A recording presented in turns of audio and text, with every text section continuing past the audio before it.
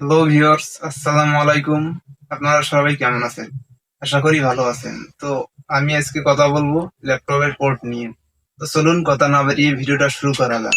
তো প্রথমে যে পোর্টটা দেখতে পাচ্ছেন এটা হচ্ছে চার্জিং পোর্ট অথবা পাওয়ার জ্যাক। এটা দিয়ে ল্যাপটপে চার্জ দেওয়া হয়। তারপর যে পোর্টটি দেখতে পাচ্ছেন এটি হচ্ছে ইউএসবি টাইপ সি পোর্ট।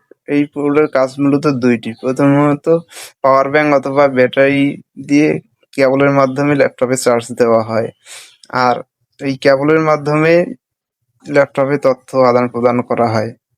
তারপর যে পোর্টটি দেখতে পাচ্ছেন এটি হচ্ছে মেমোরি কার্ড রিডার। এই পোর্টটিতে মেমোরি লাগিয়ে সরাসরি ল্যাপটপে কোনো কিছু নেওয়া যায়। তারপরে যে পোর্টটি দেখতে পাচ্ছেন এটি হচ্ছে ল্যান পোর্ট অথবা ইন্টারনেট পোর্ট। এই পোর্টের মাধ্যমে ল্যাপটপে ইন্টারনেট কানেকশন বা সংযোগ দেওয়া যায়। তারপর যে পোর্টটি দেখতে পাচ্ছেন এটি হচ্ছে এইচডিএমআই পোর্ট, যার ফুল ফর্ম হচ্ছে হাই ডেফিনিশন মিডিয়া ইন্টারফেস।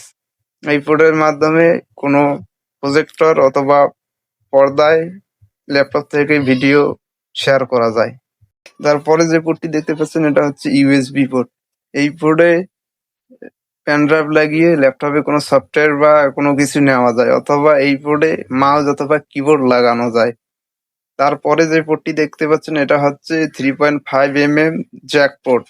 এই পোর্টে মূলত কোনো সাউন্ড সিস্টেম অথবা ব্লুটুথ অথবা হেডফোন কানেকশন দেওয়া যায়।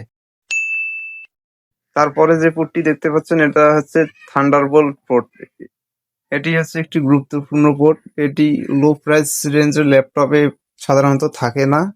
এটির কাজ হচ্ছে পার সেকেন্ডে 40 MB ডাটা ট্রান্সফার করা যায়। তারপরে যেটি দেখতে পাচ্ছেন এটি হচ্ছে মূলত ল্যাপটপের স্পিকার। তারপরে আরেকটি পোর্ট দেখতে পারেন, এটা হচ্ছে ইউএসবি পোর্ট।